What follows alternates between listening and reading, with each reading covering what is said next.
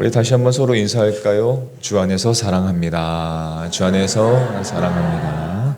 아멘. 자, 함께 하나님 말씀을 나누도록 하겠습니다. 자, 오늘 말씀은 누가복음 13장 6절부터 9절까지 말씀입니다. 자, 오늘 말씀은 예수님께서 주신 비유, 소위 열매 맺지 못하는 무화과 나무의 비유인데요. 오늘 말씀을 아마도 3주간 매일매일 이 말씀을 나누고 또 이 말씀을 기억하면서 살아간다면 아마도 인생에 굉장한 놀라운 변화들이 일어나게 될 것입니다. 왜냐하면 이 말씀이 우리의 삶을 근본적으로 건드리는 말씀이기 때문에 그렇습니다. 변화의 은혜가 저와 여러분에게 있기를 소망합니다. 아멘. 제목을 먼저 함께 읽어볼까요? 자, 시작. 열매 맺는 인생. 네. 자, 13장 6절부터 9절까지 말씀을 함께 읽어보겠습니다. 시작. 이에 비유로 말씀하시되 한 사람이 포도원에 무화과 나무를 심은 것이 있더니 와서 그 열매를 구하였으나 얻지 못한지라. 포도원 지기에게 이르되 내가 3년을 와서 이 무화과 나무에서 열매를 구하되 얻지 못하니 찍어버리라. 어찌 땅만 버리게 하겠느냐. 대답하여 이르되 주인이여 금년에도 그대로 두소서. 내가 두릅하고 거름을 줄이니 이후에 만일 열매가 열면 좋거니와 그렇지 않으면 찍어버리소서 하였다. 한 번 더 읽어볼까요? 자, 읽겠습니다. 시작. 이에 비유로 말씀하시되 한 사람이 포도원에 무화과 나무를 심은 것이 있더니 와서 그 열매를 구하였으나 얻지 못한지라. 포도원 지기에게 이르되 내가 3년을 와서 이 무화과 나무에서 열매를 구하되 얻지 못하니 찍어버리라. 어찌 땅만 버리게 하겠느냐. 대답하여 이르되 주인이여 금년에도 그대로 두소서. 내가 두릅하고 거름을 줄이니 이후에 만일 열매가 열면 좋거니와 그렇지 않으면 찍어버리소서 하였다 하시니라. 아멘. 과수원 주인에게 무엇을 원합니까? 라고 질문을 한다면 아마 당연히 어떤 과수원 주인이든 똑같은 대답을 할 겁니다. 열매를 많이 맺기를 원합니다. 똑같은 대답을 하겠죠. 이것은 우리가 생각하는 우리의 어떤 기대, 우리의 소망이기도 하지요. 열매가 없는 인생을 소망하는 사람이 누가 있겠습니까? 모든 사람은 열매를 많이 맺는 인생을 원하죠.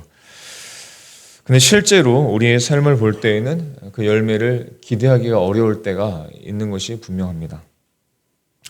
귀농한 지 얼마 안 된 한 사람이 한 나무 사진을 인터넷에 올리면서 이렇게 질문을 했습니다. 어떤 질문을 했냐면 5년 전에 밭에 심은 과실수인데 열매가 열리지를 않네요.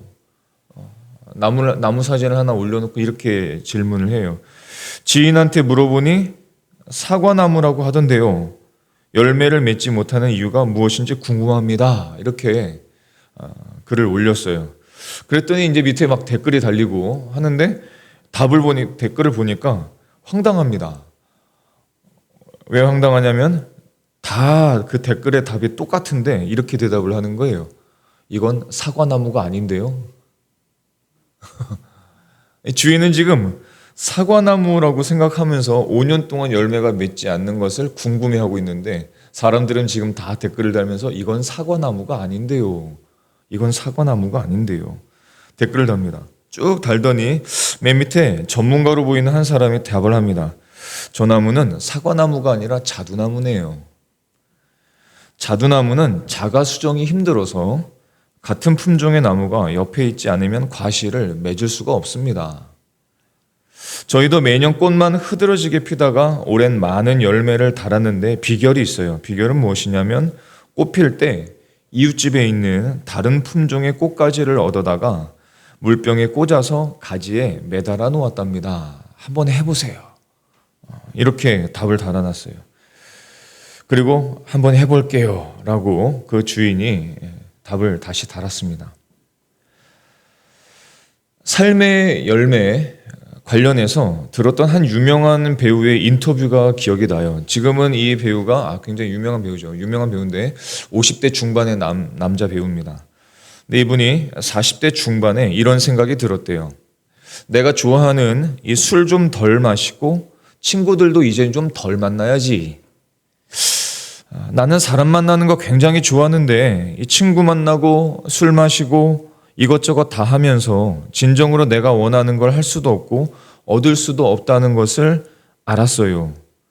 그래서 꼭 필요한 일이 아니면 안 만나고 안 나가려고 합니다.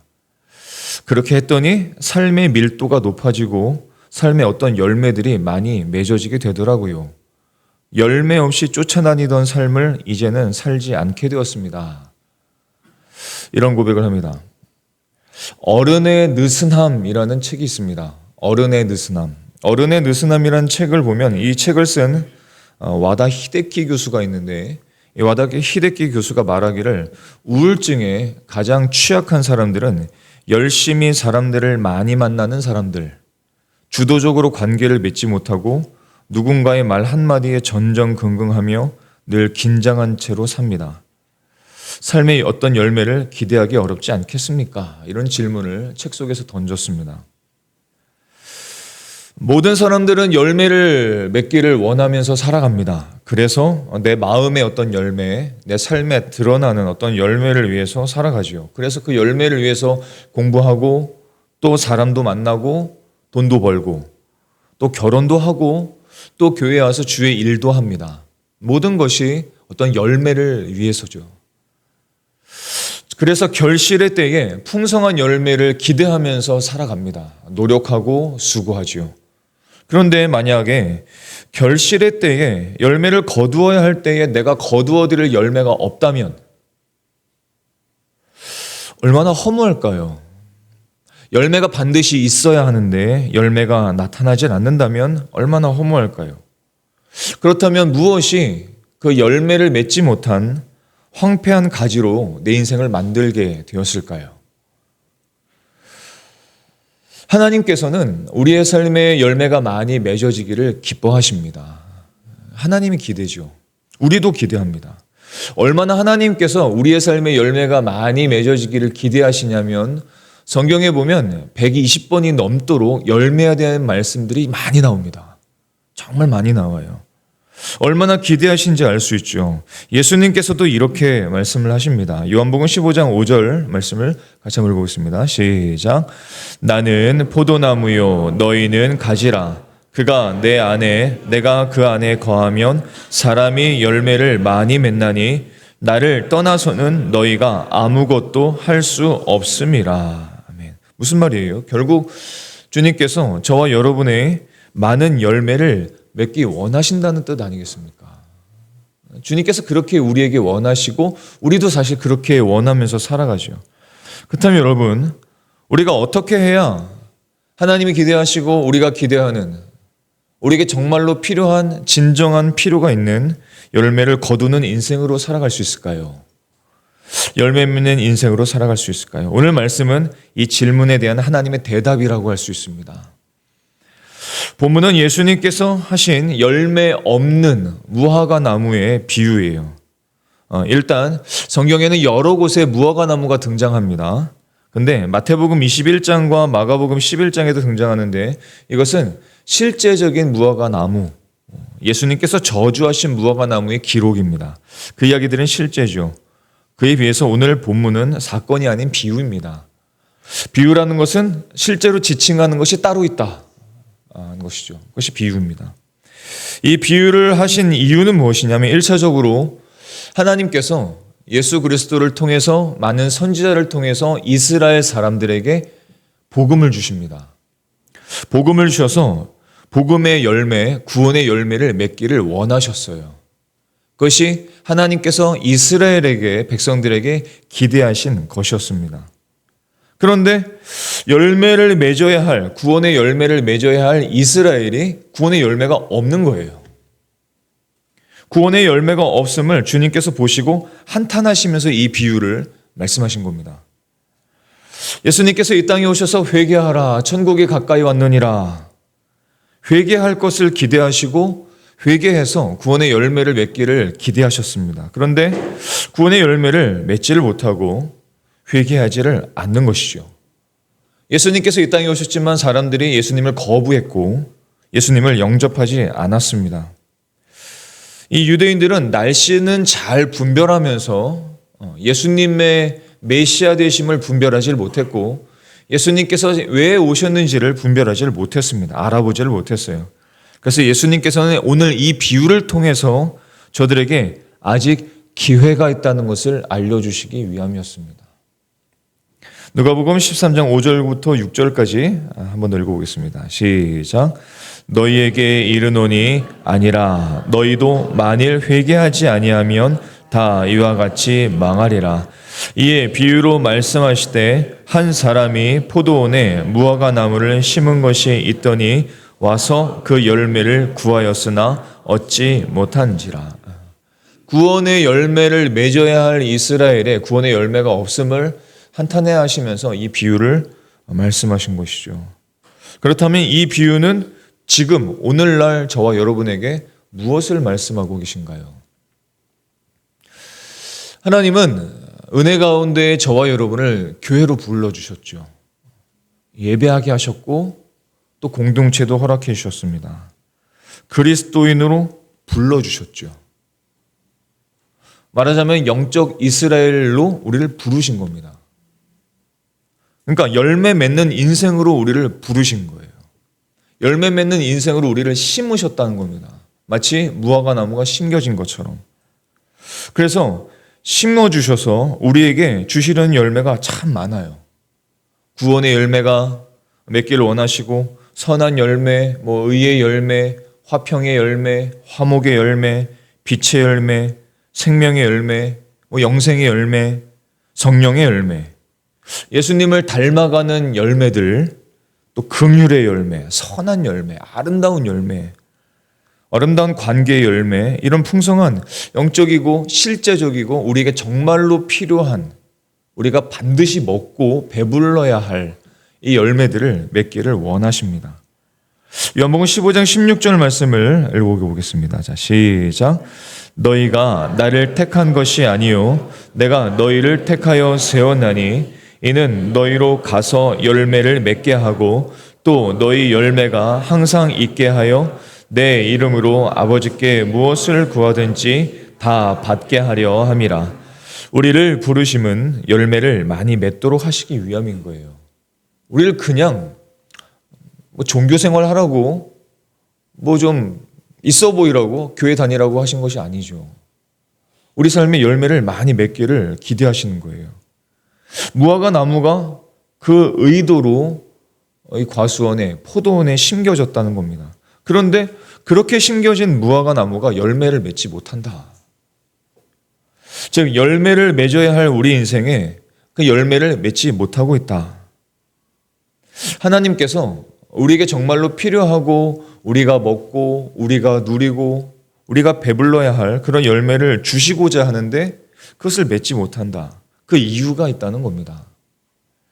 이유가 뭘까요? 무화과 나무에 열매가 없었던 이유, 다시 말해서 우리의 삶에 열매가 맺어지기 위해서 꼭 기억할 것들, 그것이 우리에게 있습니다. 첫 번째는 무엇이냐면 우리가 오늘 이 예배에 꼭 기억해야 될 것, 내가 살아가는 이유입니다. 삶의 목적. 이 삶의 목적을 기억해야 합니다.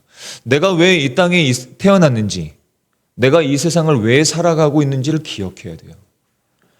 무화과 나무는 그 목적을 잃어버렸습니다. 2012년도 후반부터 한 반년 정도인가요? 그때에 굉장히 인기 있었던 개그 프로그램이 있었는데 우리 중고층생은 잘 모를 수도 있겠어요. 그 프로그램 이름이 뭐냐면 어르신이라는 프로그램입니다. 기억나신 분 계신지요? 아마 없을 것 같으네요. 어르신이란 코너인데 이 코너의 유행어는 기억하실지도 모르겠습니다. 그 유행어가 뭐냐면은 소고기 사뭇겠지라는 유행어였습니다. 잘 모르시는구나. 모든 대화의 끝이 소고기 사뭇겠지라는 것으로 끝납니다. 제가 한번 해볼게요. 아들에게 질문을 합니다. 야, 공부하면 뭐하노? 아들이 말합니다. 돈 벌지 해. 또 묻습니다. 돈 벌면 뭐하노? 소고기 사 먹지 해. 소고기 사 먹으면 뭐하노? 건강해서 일하겠지 해. 그러면 일하면 뭐하노? 일하면 돈 벌지 해. 돈 벌면 뭐하노? 소고기 사 먹지 해. 결론 항상 소고기입니다. 삶의 목적이 소고기를 먹는 거예요. 십수년 전에 이 개그가 지금 이 시대를 이렇게 정확하게 표현할 수 있을지 몰랐습니다. 우리가 살아가는 목적이 무엇인가요? 한 주간 삶을 살았던 삶의 목적은 무엇이었습니까? 우리의 존재의 목적은 무엇인가요? 무화과 나무의 존재 목적은 열매를 맺는 겁니다. 그것이 무화과 나무가 이 땅에 존재하는 이유예요. 왜냐하면 무화과 나무는 그 특성상 장식용이 되지를 못합니다. 제목으로도 쓸 수가 없고요. 땔감으로도 쓰기가 어렵습니다. 제목으로 쓰려면은 이렇게 꽂든지 아니면 굵든지 해야 하죠. 그래야 제목으로 쓸 수가 있습니다.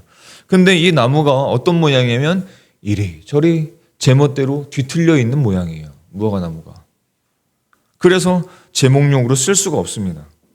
그리고 이 나무 속에 성분이 있는데 여러 가지 성분 때문에 이 나무를 땔감용으로도 쉽게 쓸 수가 없습니다. 그게 무화과 나무예요. 그것이 우리 인생이라는 겁니다. 여러분, 십자가를 예수님께서 지신 이유가 무엇일까요? 우리를 구원하시기 위함이죠.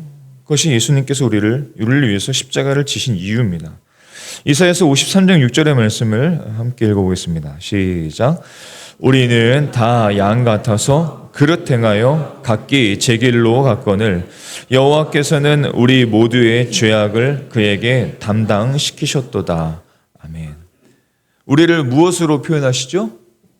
양으로 표현합니다. 근데 어떤 양이에요? 귀여운 양? 아름다운 양이 아니라 그릇 행하여 제 길로 제멋대로 가는 양. 제멋대로 막 가는 겁니다. 인생이. 자기 마음대로 하고 싶은 대로 이 세상이 흘러가는 대로. 그러니까 무화과 나무가 제멋대로 틀어진 것과 똑같은 거예요. 그래서 주님께서 무화과 나무 양을 우리에게 비유하신 겁니다. 우리의 인생은 죄로 인해서 제멋대로 살아가는 것이 본성이죠. 그것이 우리의 본성입니다. 내가 하고 싶은 대로 사는 것이 본성이에요. 하지만 그런 인생이라 할지라도 하나님께서는 우리를 향해서 아름다운 목적을 갖고 계신데 그 목적이 무엇이냐면 열매를 맺는 겁니다. 제멋대로 막 뒤틀어져 있는 인생인데 제멋대로 가는 그런 양과 같은 인생이지만 그 인생에게 기대하시는 것이 무엇이냐면 열매를 맺는 거예요. 무화과 나무처럼 우리의 인생은 장식용이 아닙니다. 땔감도 아니에요. 열매를 위해서 존재하는 것이 우리의 인생이에요. 우리의 삶에 정말 열매를 맺기를 원한다면 이것을 기억하라는 겁니다. 내 삶의 목적은 무엇이냐면 열매를 맺는 것. 이것이 우리의 삶의 목적이라는 것입니다. 그렇지 않으면 어떻게 될까요? 그 삶의 목적을 잃어버리고 삶을 살아가게 되면 어떻게 될까요? 잘못된 용도로 내 인생을 허비하게 됩니다. 나에게 주어진 소중한 시간들을 낭비하게 되죠. 내 인생이 장식용인 줄 알아요. 폼생폼사. 이겁니다. 누군가한테 보여지는 인생. 세상에서 좀 이렇게 보여지는 인생. 이런 인생인 줄 알아요. 그래서 내 인생을 거기에다가 많이 노력하고 수고하지만 열매가 없다는 겁니다. 삶을 낭비하는 것이죠. 내 삶이 제목용인 줄 알고 살다가 내 삶이 땔감용인 줄 알고 살다가 삶을 낭비하게 됩니다. 그렇다면 어떻게 됩니까? 오늘 무화과 나무가 처한 위기처럼 열매에 대한 목적 없이 결국은 찍혀버릴 위기에 처하게 된다는 거예요. 어떤 사람들에게 왜 삽니까? 인생의 목적은 무엇입니까? 라고 질문을 하면 지금 이 시대의 많은 사람들은 먹고 즐기려고요. 왜 돈을 법니까? 여행하고 쉬려고요. 아니요. 그것은 우리의 인생의 목적이 아닙니다.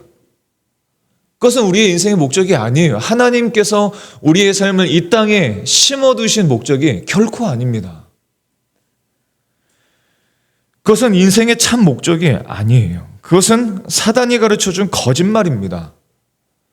그런 인생을 살라고 예수님께서 십자가를 지신 것이 아닙니다. 십자가에서 자신의 모든 것을 내어주시면서까지 우리의 인생을 구원하신 인생의 목적이 아닌 것이죠. 요한일서 2장 16절부터 17절까지 말씀을 보면 우리가 바라는 것들이 얼마나 허무한지를 말씀하고 있습니다. 이는 세상에 있는 모든 것이 육신의 정욕과 안목의 정욕과 이생의 자랑이니 다 아버지께로부터 온 것이 아니고 세상으로부터 온 것이라. 이 세상도 그 정욕도 지나가되라는 뜻은 허무하다는 뜻입니다. 아무런 열매가 없다는 뜻이에요.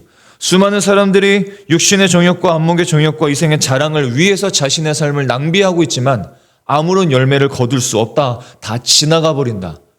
허무하다라는 것입니다. 그러나 오직 하나님의 뜻을 행하는 자, 열매를 맺기 원하시는 하나님의 뜻을 행하는 자는 영원히 거한다. 영원한 열매를 우리가 거두게 된다는 뜻입니다. 고린도서 3장 5절의 말씀을 보면 우리가 무슨 일이든지 우리에게서 난 것 같이 스스로 만족할 것이 아니니 우리의 만족은 하나님으로부터 나느니라 했습니다. 우리에게 진정한 만족을 주는 것은 어디로부터? 하나님으로부터 나오는 거예요. 전도서 1장 8절에서도 모든 만물이 피고 다나는 것을 사람이 말로 다 할 수는 없나니 눈은 보아도 족함이 없고 귀는 들어도 가득하지 못하리로다. 인생이란 것은 저도 아직 인생의 무언가를 딱 말할 수 있는 그런 처지는 못 되지만 분명히 말할 수 있는 것은 있습니다. 인생이란 참된 만족 없는 그런 쾌락은 아니라는 것은 분명히 알고 있어요. 그것을 추구하는 것이 인생이 아니라는 것을 알고 있습니다. 인생이라는 것은 하나님을 경외하고 하나님을 사랑하고 영원히 가치 있는 것에 사용되기 위해서 주어진 소중한 시간.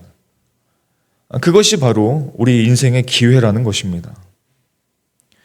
사람은 하나님께서 지으신 목적대로 살 때 가장 행복하게 살 수 있는 것입니다. 그래서 하나님께서 각자의 인생에게 합당하고 좋은 곳에 우리 인생을 심으셨어요. 자, 무화과 나무가 심겨진 장소를 한번 볼까요? 누가복음 13장 6절의 말씀을 한 번 더 읽어보겠습니다. 시작. 이에 비유로 말씀하시되 한 사람이 포도원에 무화과 나무를 심은 것이 있더니 얻지 못한지라. 무화과 나무가 어디에 심겨졌대요? 포도원에 심겨졌대요. 무화과 나무인데 포도원에 심겨졌대요. 포도원에 심겨졌다고 말씀합니다. 포도원은 이 당시에 팔레스타인 땅에서 가장 비옥한 땅입니다. 가장 좋은 땅이에요. 그 팔레스타인의 모든 땅 중에서 가장 비옥한 땅. 그래서 거기에다 포도나무도 심고 거기다 무화과 나무를 심는 것이죠.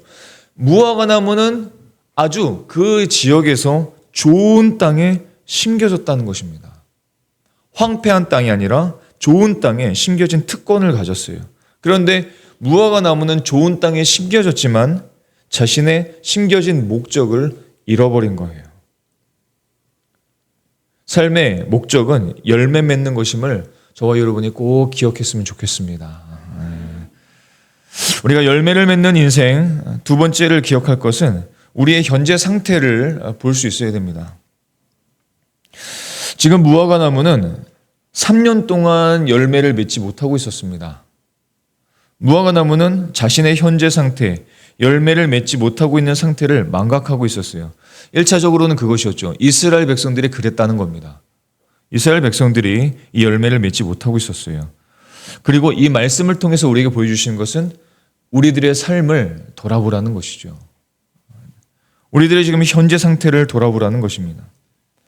무화과 나무가 심겨진 이 포도원의 주인은 하나님을 의미하고 또 이 포도원 지기, 과원 지기는 예수님을 의미합니다. 그리고 무화과 나무는 역시 우리를 가리키죠. 7절의 말씀을 우리 새한글 성경 버전까지 같이 읽어보겠습니다. 자, 시작.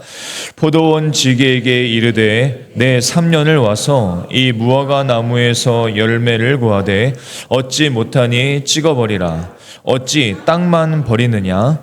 마침내 그가 포도밭 일꾼에게 말했어요. 보시오, 3년째 내가 와서 이 무화과 나무에서 열매를 얻으려 하는데 찾아내지를 못하고 있어. 그러니까 그것을 베어버리시오. 뭐하러 땅까지 거칠게 한단 말이요. 예.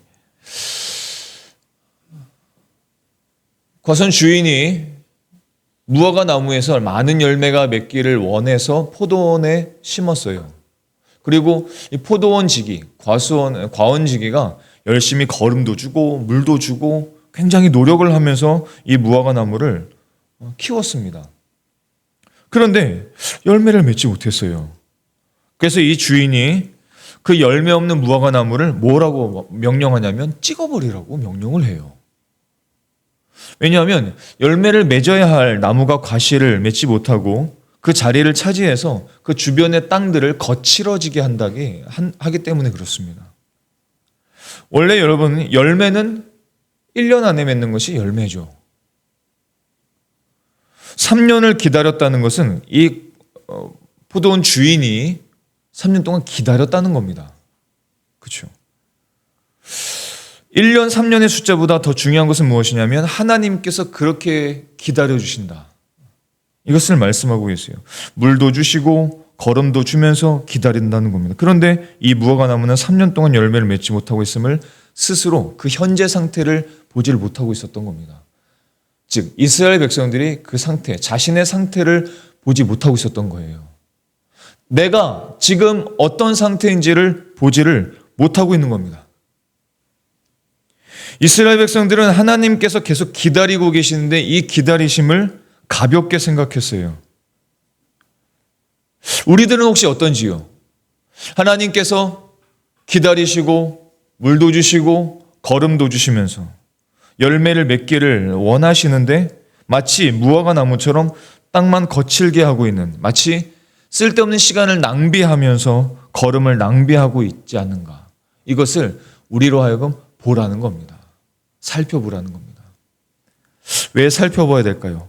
현재 상태를 잘 살펴볼 때 우리가 다음 단계로 넘어갈 수 있기 때문에 그렇죠.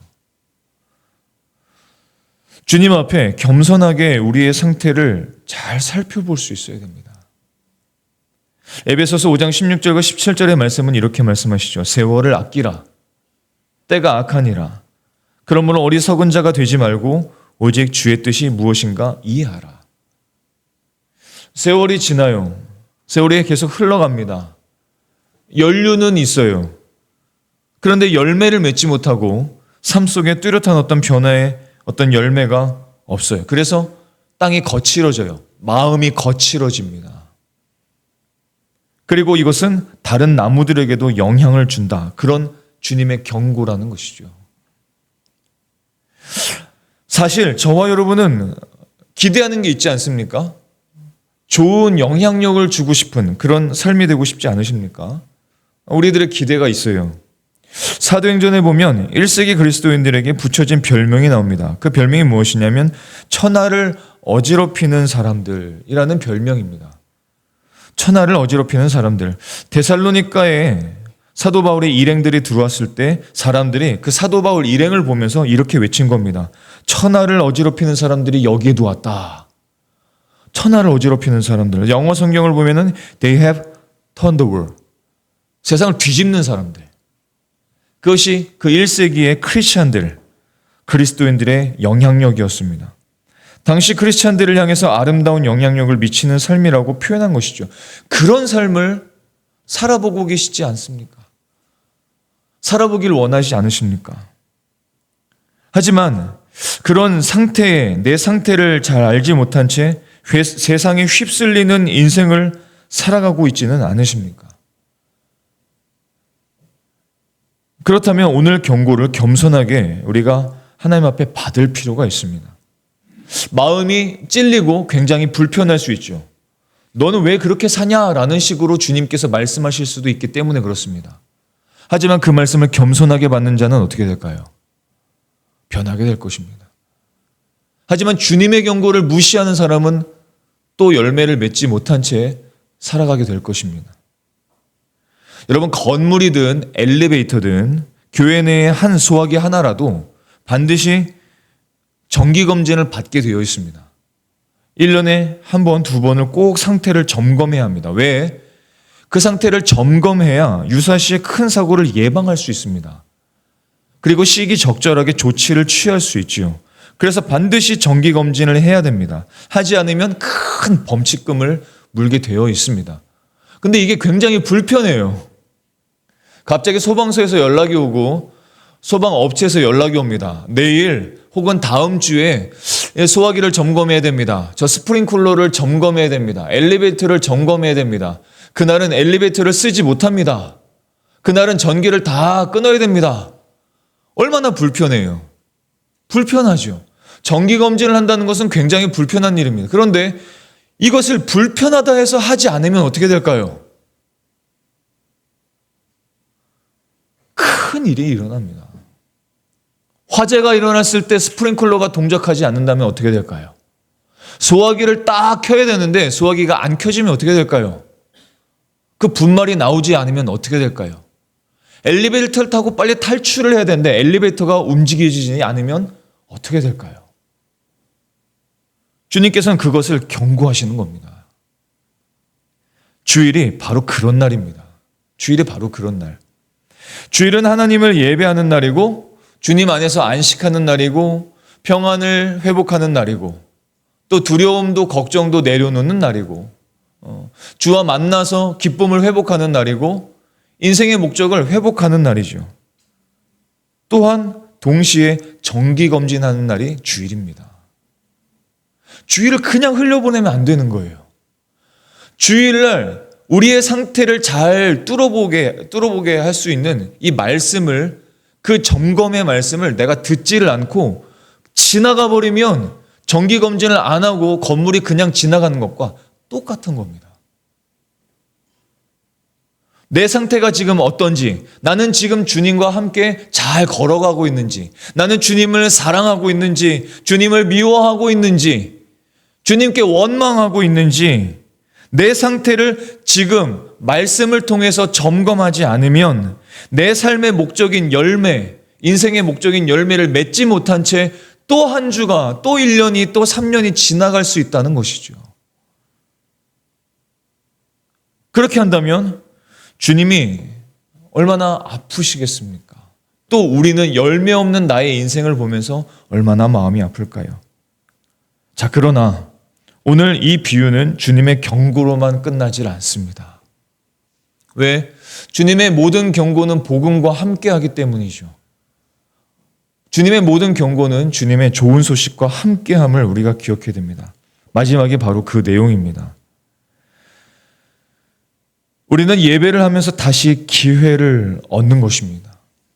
마지막으로 기억할 것은 바로 이것입니다. 주님께서 다시 기회를 주신다는 것입니다. 주님이 다시 기회를 주신다. 자, 이제 포도원 주인이 찍어버리라 명령을 했습니다. 그래서 무화과 나무는 찍힐 수밖에 없는 운명에 처해져 버렸습니다. 그때 무화과 나무에게 복음이 찾아옵니다. 주인이 찍어버리라고 할 때에 과원지기가 나타나서 이렇게 말을 합니다. 8절과 9절 말씀을 읽어보겠습니다. 시작. 대답하여 이르되 주인이여 금년에도 그대로 두소서. 이후에 만일 열매가 열면 좋거니와 그렇지 않으면 찍어버리소서 하였다 하시니라. 이 과원지기가, 포도원지기가 이렇게 말을 하는 겁니다. 주인님, 제발 한 번만 봐주세요. 한 번 더 기회를 주세요. 제가 두릅하고 거름을 다시 또 주겠습니다. 제가 다시 수고하겠습니다. 제가 다시 노력하겠습니다. 그 후에 만일 실과가 열매가 열리면 좋거니와 그렇지 않으면 그때 가서 찍어버리셔도 제가 이 일을 제기하지 않겠습니다. 과원지기가, 포도원지기가 와서 주인에게 이렇게 설득한 겁니다. 그래서 이 주인이 거언지기의 설득에 받아서 무화과 나무가 다시 살게 된 것이죠. 기회를 얻은 것입니다. 무화과 나무는 1년 동안의 기회를 다시 얻었습니다. 이게 무엇을 보여줄까요? 뭘 보여줄까요? 이것이 바로 예수님의 십자가를 보여주는 겁니다. 예수님의 십자가. 예수님께서 십자가에 달리시고 우리의 모든 죄악과 허물을 용서해 주시고 우리는 다시 살게 되었습니다. 예수님의 보혈 때문에 우리는 새 인생의 기회를 다시 얻었습니다. 하나님의 심판, 찍혀버릴 위기에서 우리는 건짐을 받았습니다. 아무런 열매를 맺지 못할 뻔했던 그 인생이 열매 맺는 인생으로 다시 변화되었습니다. 기회를 얻은 거예요. 다시 기회를 얻었습니다. 그리고 그 수고를 누가 하겠다고 말씀합니까? 포도원지기 되시는 예수님이 하시겠다고 말씀하세요.